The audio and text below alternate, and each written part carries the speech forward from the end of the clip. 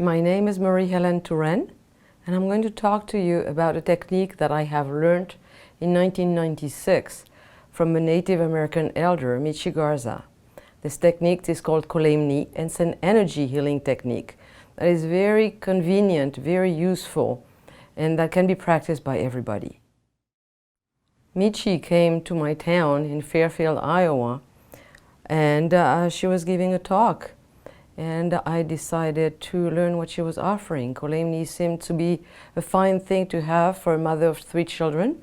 And I was very, very happy that I did, because it's been extremely helpful. So Michi is what she refers to as mixed blood. She is part white, part Native American. And she has been given that knowledge in 1981 and spreading it through the United States and the rest of the world. So now Michi is 91 years old in 2015, and like I said, she's received that knowledge in 1981.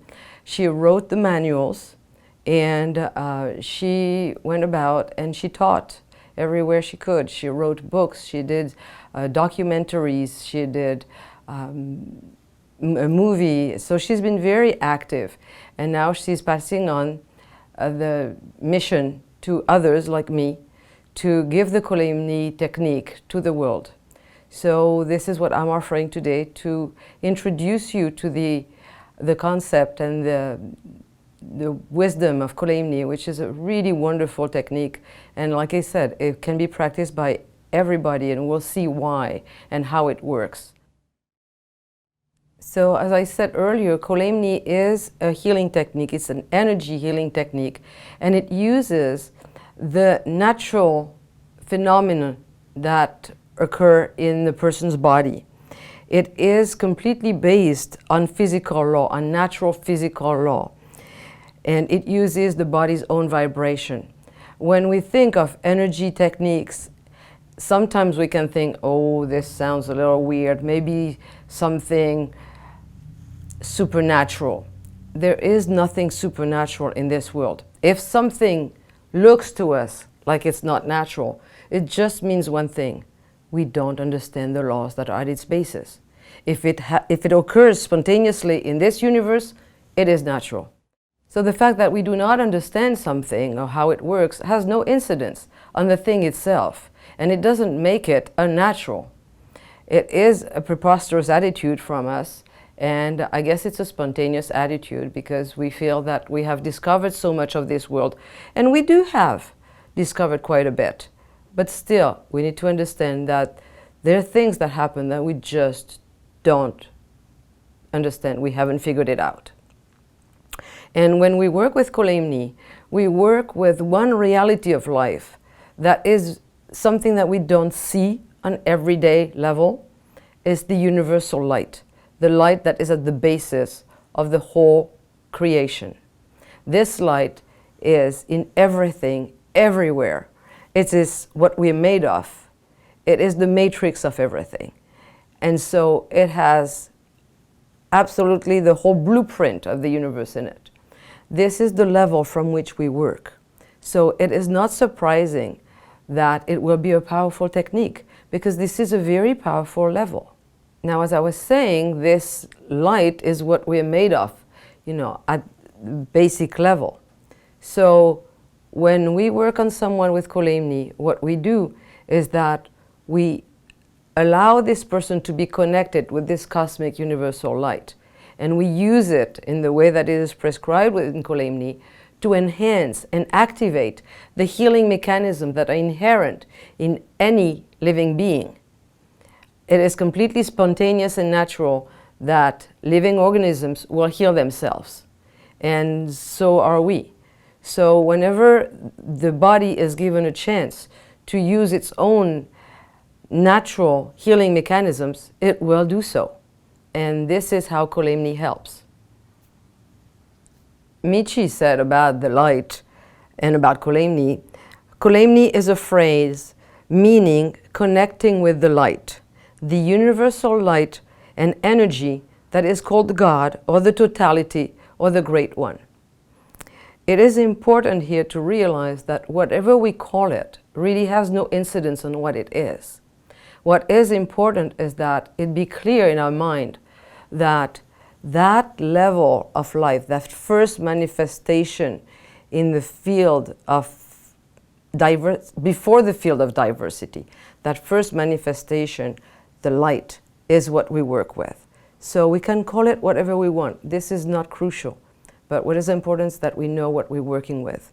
And Goethe knew about this. I mean, all the philosophers and the mystics know about it. And he said, someday perhaps the inner light will shine forth from us, and then we will need no other light. This is the ultimate light. This is the ultimate power of the universe. And we are made of it. So when we learn how to use it for the good of ourselves and others, it is a very beneficial thing.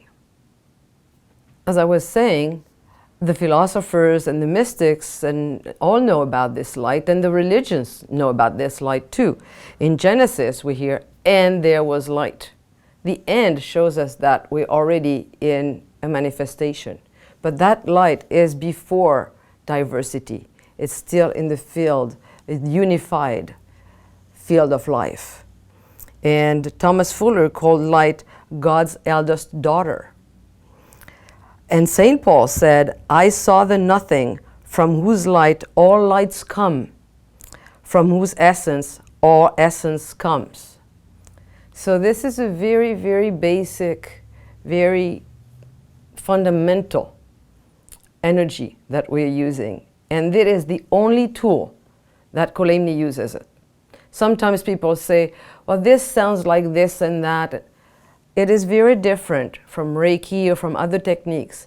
All we use is this. There is nothing in between us and this, the light.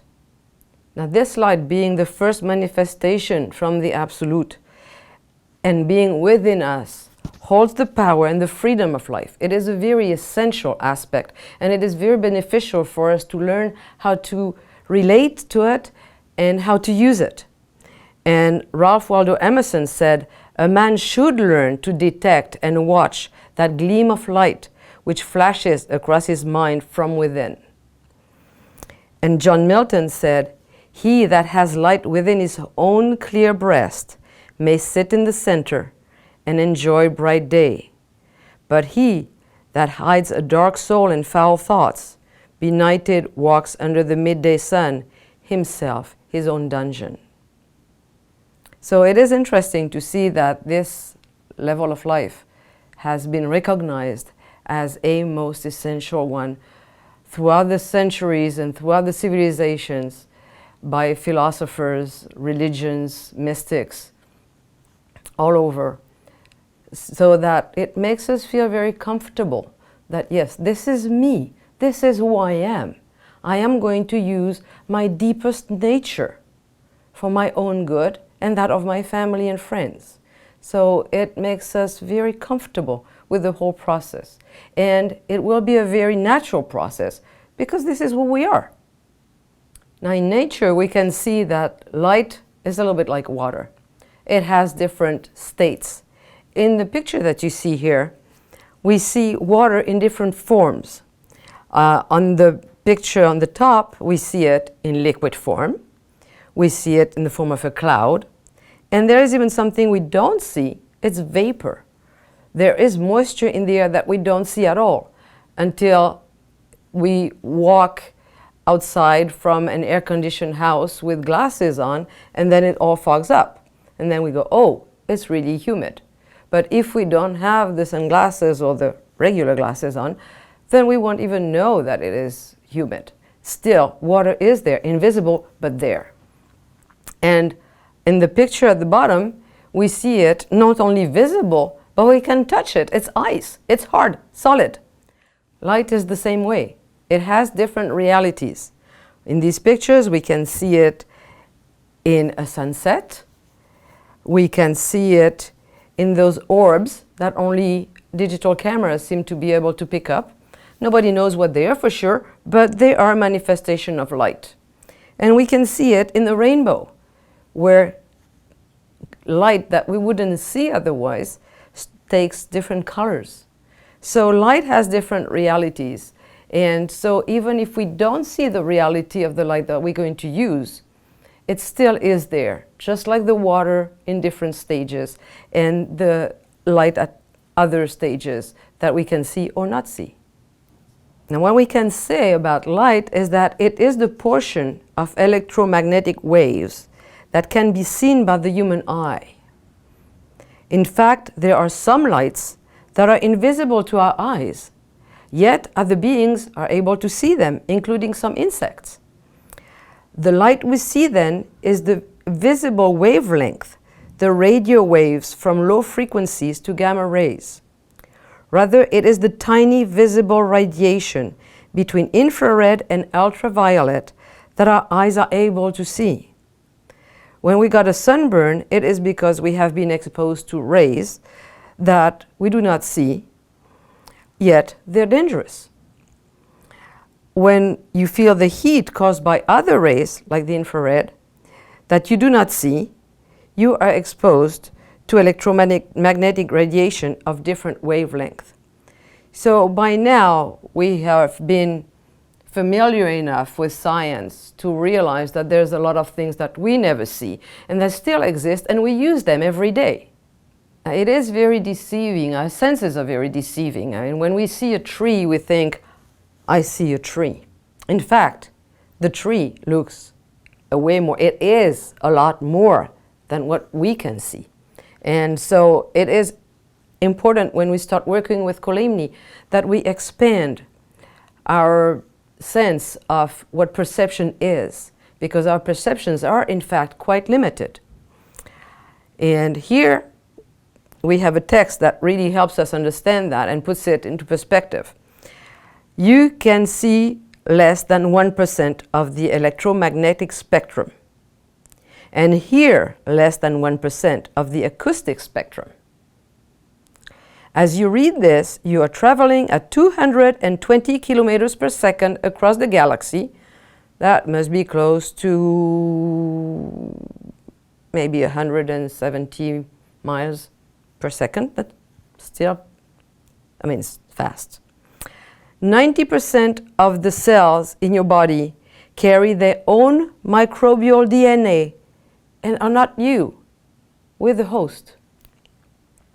The atoms in your body are 99.99999% empty space, and none of them are the ones you were born with, but they all originated in the belly of a star. And still, when we step on the scale, it doesn't say 99.999% empty space. It says that many pounds. So it is deceiving, definitely. Now, human beings, in general, have 46 chromosomes. That is 2 less than the common potato.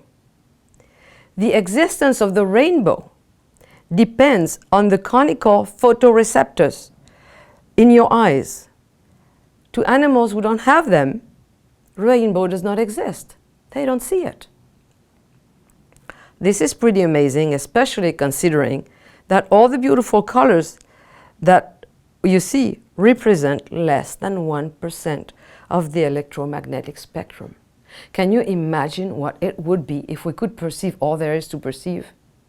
Well, we cannot imagine it for one thing. And our nervous system has not been built for that. It's not evolved enough that it could take that information. It would just fall apart. So it is a good thing that we have developed technologies that have helped us to see farther than what our senses allow us to see. One of these technologies is the Kirlian photography. It is a means of taking pictures of the non-material world without a camera. It provides a way of viewing the unseen patterns of energy and force fields that probably permeate all substances. The technique can serve as a medical diagnostic instrument too. So here we see the energy from a key, a metal. We see around a person, we see the energy at the fingertips and around a leaf. So it helps us to understand what we use that we cannot see. Every day we use things that we do not understand, that we do not see. We use cell phones. We don't see the waves, the radio waves and all that. We use radios, televisions. We don't see any of that, but we know it works. So we use it. It has become part of our lives. We don't question it. We just know it works. There's many things like that. The wind, for example. Who has seen the wind? I haven't seen the wind. Have you seen the wind? Have you seen the wind? Nobody has seen the wind. But we see its effect. We see the trees bending. We see we can sail. We see that we can make electricity with the wind. We can harness it, we can use it, even though we've never seen it. So it's the same thing with Kolaimni. We will not see, in most cases, some people do see the universal light, but most people don't. And that's okay. It's like sailing. We don't see the wind, but we can still sail. It's the same thing with Kolaimni. Whether we see the light or not is totally irrelevant, but we will be able to use it. Now, scientists are starting to uncover the reality of the universal light. They call it the unified field theory. Now, I will grant you it's only a theory, but there was a time when saying that the earth was round was only a theory. And it was a dangerous one for that, because you could end up at the stake. So nowadays, in this regard at least, mankind has become more tolerant, and we don't burn people who talk about the unified field theory anymore. But it's not accepted by everybody because it's a theory that points us in the right direction. It starts explaining things, and it still has to be proved, but at least it shows us how this would be possible. Because it is. The fact is that that universal light, that unified field gives rise to life. It just does. And so how does that work? So we have to figure it out somehow. Now, the reason why I'm emphasizing this so much is that I really wanted to be clear for everybody that Kolaimni is a natural process, and it's a natural physical process that makes use of physical laws, the physical laws of our body, the physical laws of our universe. And so that is why everybody can practice it successfully. And when we learn it, we become more self-sufficient. I really like this saying that, from what I've heard, is a Chinese saying full of wisdom. You give a man a fish and you feed him for one day. You teach a man to fish and you feed him for a lifetime. Learning to use Kolaimni is extremely useful in one's family. It can be used as a preventive modality. It can also be used when something goes wrong. And of course, there are cases when we will need to go to see the doctor, and there is no question about that. We'll come back to this later. But it will really allow us to avoid a lot of troubles and to keep our bodies strong so that we don't get sick and we don't get overtired, and we're just healthy, happy beings. Now, it is very interesting to see that throughout the ages, in all civilizations, there has been techniques like that, variations of the same principle. And part of the excitement is to recognizing that some force of physical, emotional, and spiritual body realignment has been practiced all over throughout the ages. It allows us to see that this is a universal thing.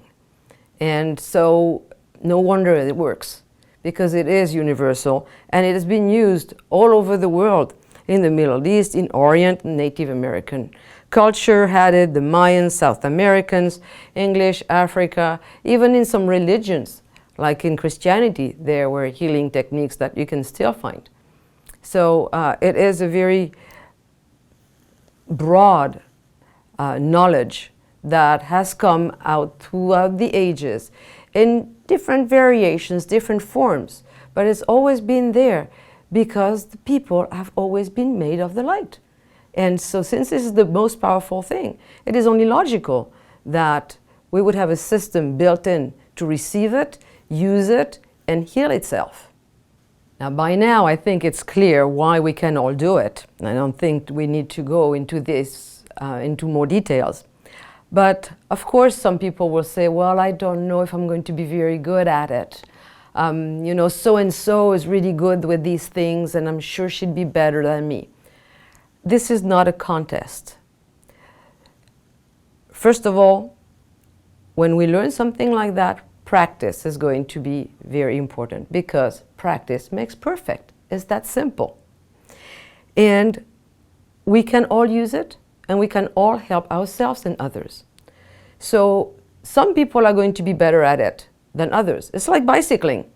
Some people will just be able to take a nice little stroll, you know, a nice little ride on their bike, go from the post office to the grocery store and back, not too fast, but they accomplish their goal. That's what matters. Some people, on the other hand, like the couple at the bottom of this picture, are really going to go for it. And they're going to turn it into a challenge. And they're going to be very speedy, and they might win races. That's okay. We all can bike from point A to point B, accomplishing our purpose.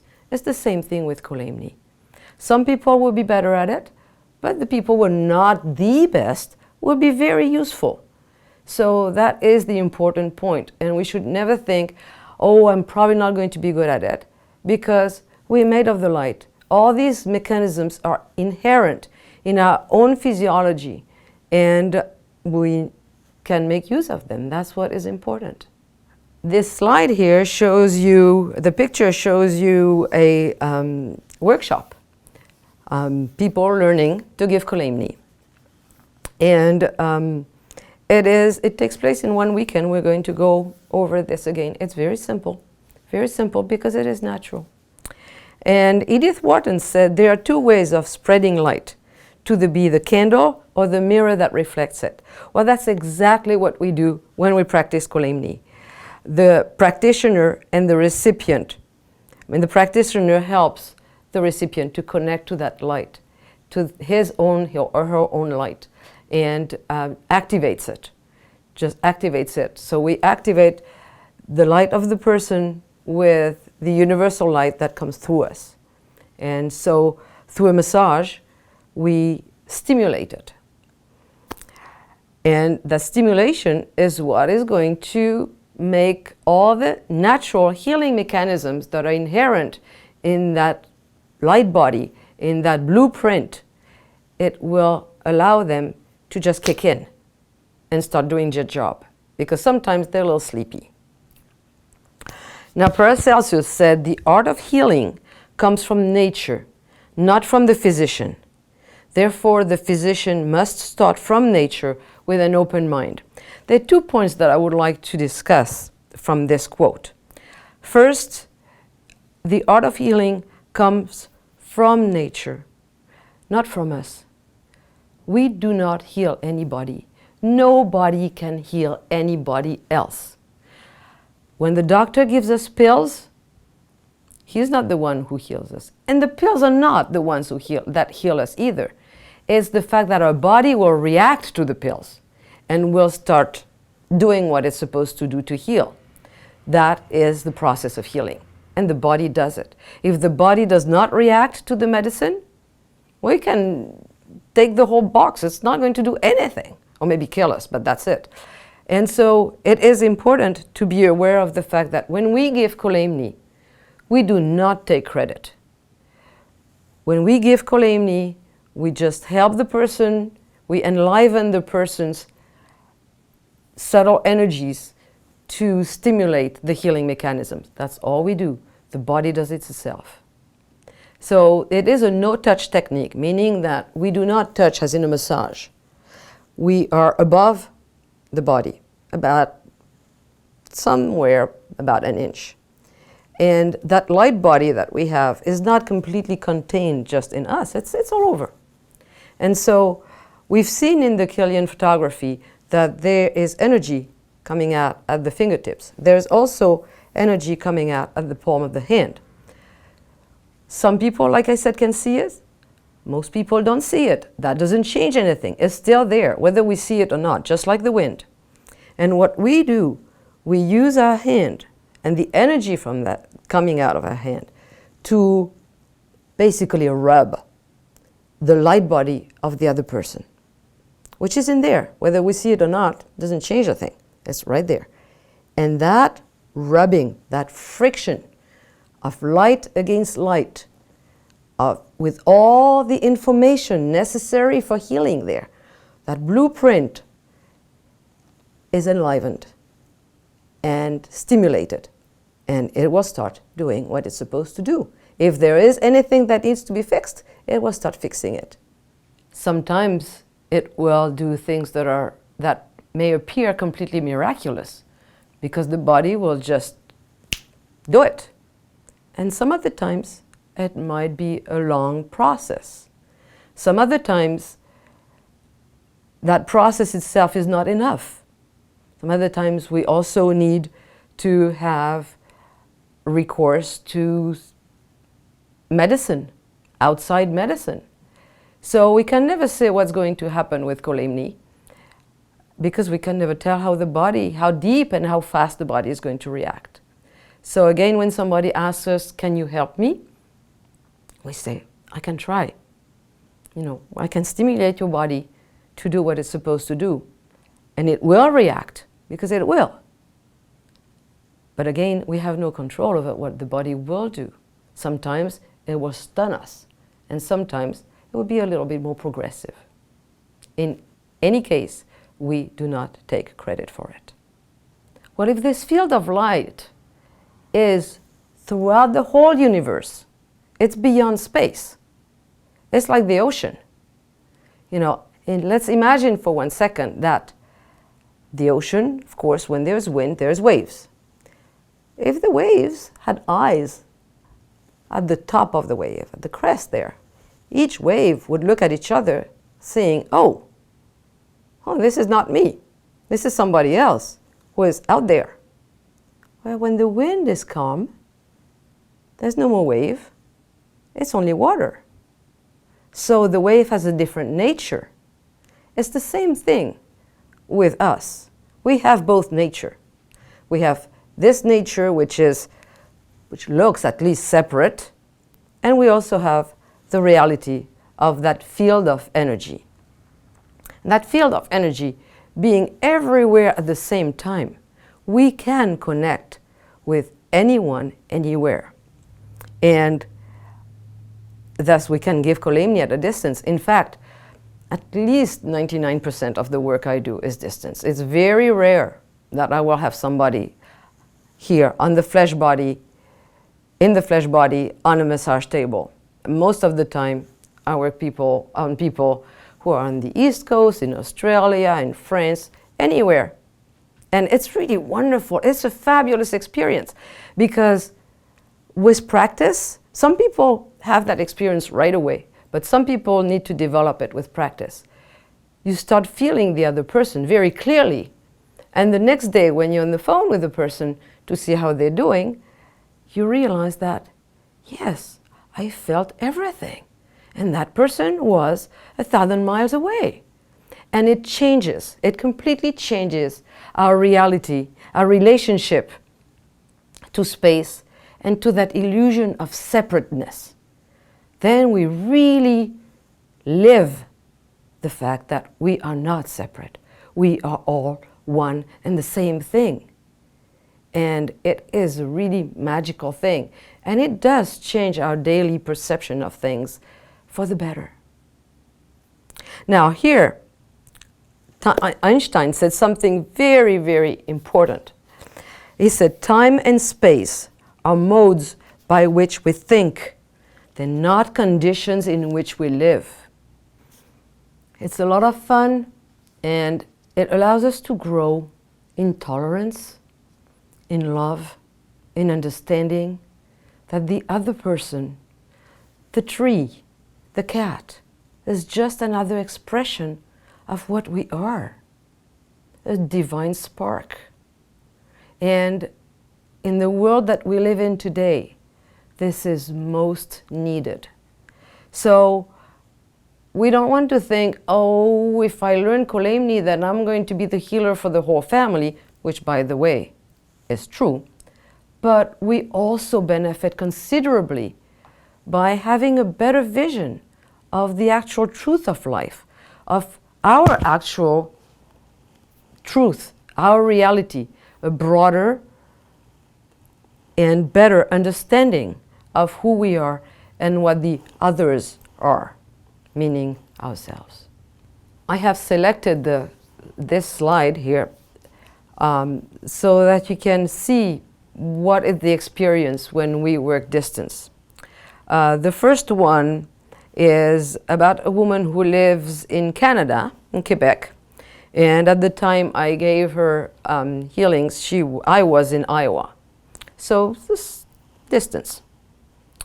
But of course, we were in the field where there's no distance, so what does it matter? She had suffered from leg cramps for a long time. And they were really bad. I mean, one day she told me, she said, when I have this, when they hurt like that, if I could sew off my legs, I would do it. I'm in so much pain. I gave her one Kolaimni, it was better. So we did 3 altogether. And she has never had them anymore. It was just gone. So, and also her thyroid was acting up. And she felt a lot better, really a lot better. The second testimonial is also from a person who was in Canada. And this was a wonderful man. But his big problem was that his head got so hot. And so hot that he would just be perspiring. I mean, just poor man in the summer was really uncomfortable. And he asked me, can you help me? Again, I said, I can try. We'll see what happens. So I gave him one Kolaimni and the heat was gone, just gone. I asked him if he wanted more. He said, no, I'm fine. It's gone. And that was like, I would say about 4 years ago, and he has never requested another healing. Now, the third one that I have selected is very dear to my heart because it is about a little girl. She was 7 at the time, and she had infections. She got very sick, and she was visiting the hospital regularly. And since she was nonverbal and could not express where she had troubles, sometimes the doctors really had difficulties identifying what was the matter. So I was asked if I could help, and when I did the first Kolaimni, I could immediately feel where the infection was. It was in the bones. And she was out of the hospital. She had been in the hospital for 3 weeks. She was out of the hospital the next day. The temperature dropped. It was absolutely amazing. And a few months later, I was thinking of her. I was wondering how she was doing, and so it was nagging at me. So I called her father. I said, how is she doing? He said, she's back in the hospital. There is another infection, and we don't know what it is. I said, what, would you like me to help? He said, yes. So I did it, and again, she responded. I mean, immediately. Again, within 24 hours, she was out of the hospital. So it was a really amazing thing, and I'd say it's very dear to my heart because when you work on someone like that who is nonverbal, she was in Minneapolis, I was in Iowa, so I had never met her.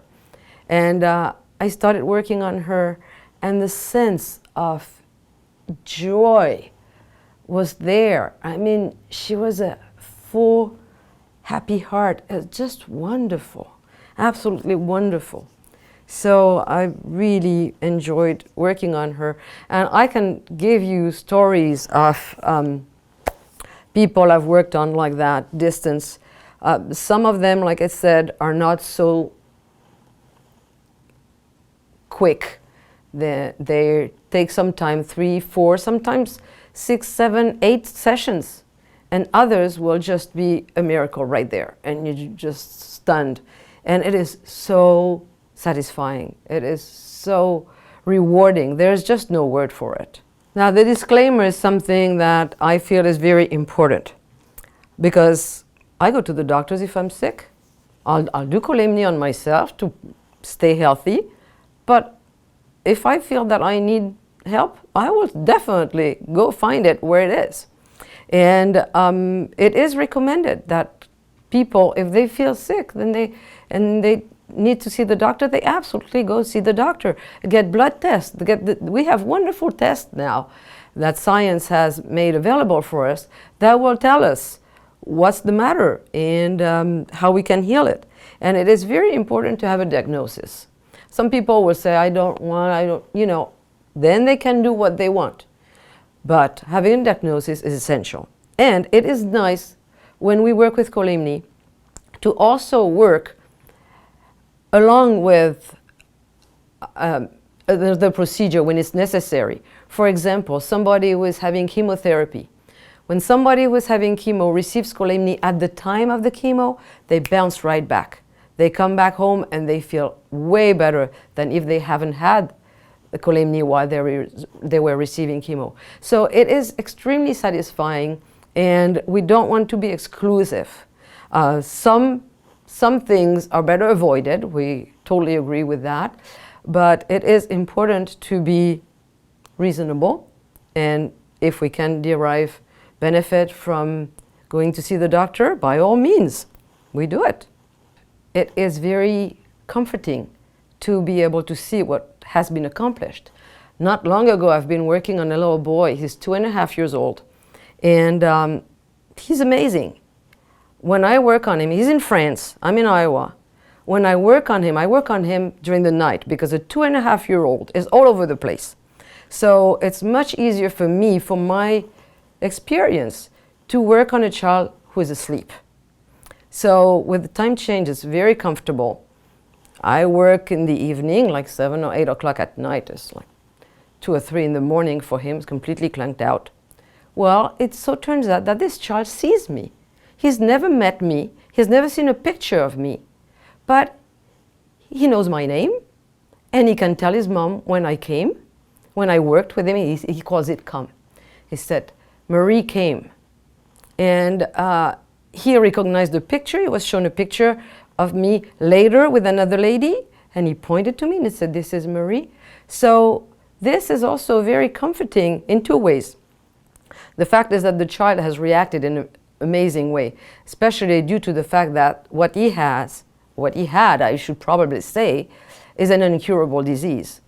And that started going away. After a month of 1 Kolaimni a week, this child, who had the spleen was very expanded, and he had anemia. His blood cells just don't live long, at least they didn't. And so his spleen was just killing them all the time, because it's the job to keep only the healthy ones. So it was completely swollen, and they were thinking of having to do surgery and remove his spleen. On a 2.5-year-old child, this is a terrible thing. He can live without it, but that's not ideal by any means.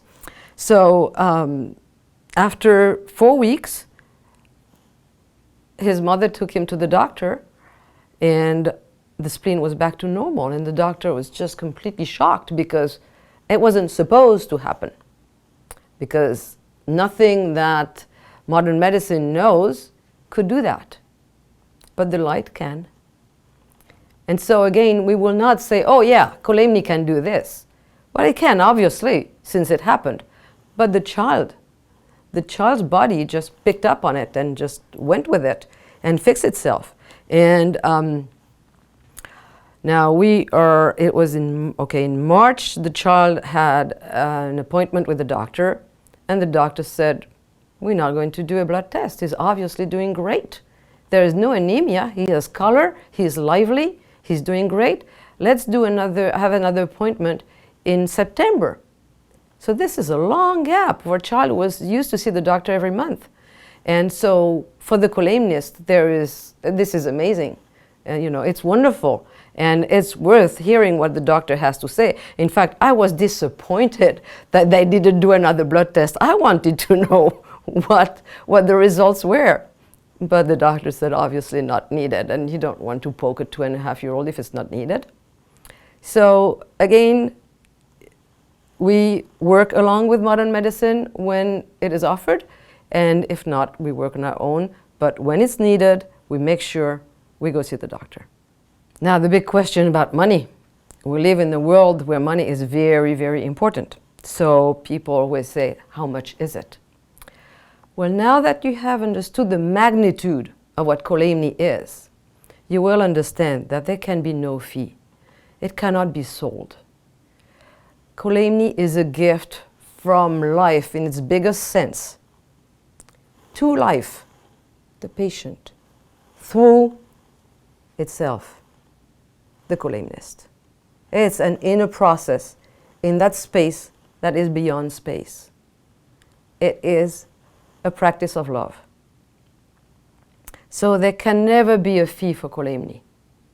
But there are people who will not feel comfortable if they ask for help repeatedly and they can never give anything back. So for this purpose, the kolemnist is allowed to receive a gift in any form that the person chooses.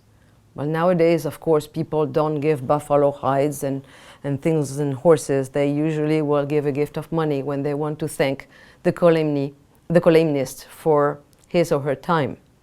And we accept the donation with gratitude.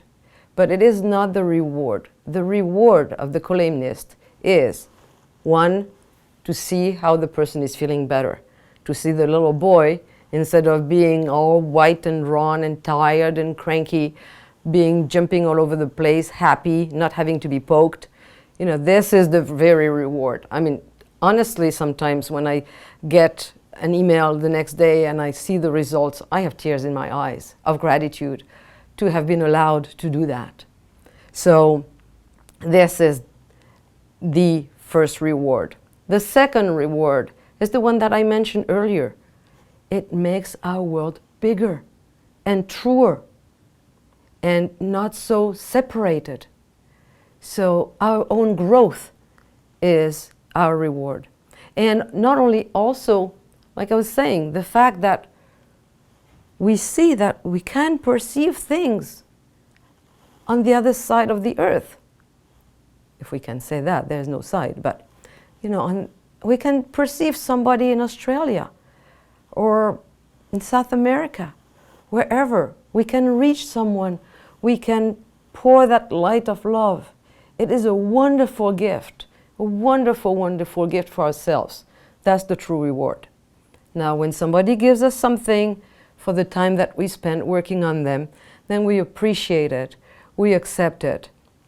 But the honor has been that the person has allowed us to touch them at that most fundamental level and to merge with this person in that flow of light to stimulate the best in all of us. And why is that? Because light is that, and there was light, is infinite, is the most powerful force in the universe, and it gives of itself freely. It has nothing to lose, it's infinite, and it fills all available space. It does not seek anything in return. What could it ask for in return? It is everything to start with. And it asks not whether you're friend or foe, because in that field, it's only friend. And it gives of itself and cannot be diminished. And for us to learn to function at that level is a wonderful gift. Now, by now, you must be wondering, well, how do I learn this? So there are training workshops. Again, the workshop is a simple thing. I mean, the technique is simple because it is so natural that we learn it within one weekend. We start on Friday night, usually, about a couple of hours of practice, of preparation and demonstration. And when we start on Friday, then all of Saturday, all of Sunday, the whole day, 9 to 5, 9 to 6, the students practice on each other, like I have shown you earlier, 2 students per table, and they will receive instructions, demonstrations, and practice. Now they will learn to do the Kolaimni 1 basic modality and other modalities like emotional, there's an emotional healing, the distance healing. In the first workshop, in that first weekend, people learn how to connect with their cousin in Italy and work on helping with his arthritis or gout or God knows what. So it's very good and everybody can learn it. Now the training workshop altogether is about 18 to 20 hours. What we do is after 2 weeks, after we've had this weekend, about 2 weeks later, we do another meeting that often we do with the use of Skype because not everybody can always be physically present in the same place again. So those who can be physically present gather and the other ones hook up with Skype. And we do what I basically call show and tell and question and answers, because I have given them homework. It's reasonable. But there is a certain amount of homework to do in those 2 weeks so that people have practice, have experience, and questions, of course. So, of course, they can call me anytime for questions, but then we share experiences and everything. And the course is complete, and they got their degree. Now, the course fee, when we teach, then we are allowed to receive a fee. So the course fee we keep low so that everybody can learn it, because honestly, this class should be taught in prenatal classes. All mothers-to-be should know how to do this. And there should be one kolemnist per family so that we can take care of the pains that the grandparents have, the scraped knees of the children, the exhausted parents, everybody in between, the emotional teenagers. So once we learn Kolaimni, we have this tool that really allows us to be of help and of use for our whole family. That is why we keep the fee at $150 plus $20 for the book. And Kolaimni has never been meant to be a moneymaker.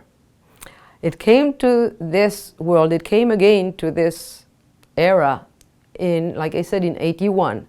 So it hasn't had that much time to spread in a large scale. And it hasn't had much support either, because nowadays, if something looks like it could make a lot of money, somebody who has got a good business mind is going to jump on it and it's going to be out there in a flash.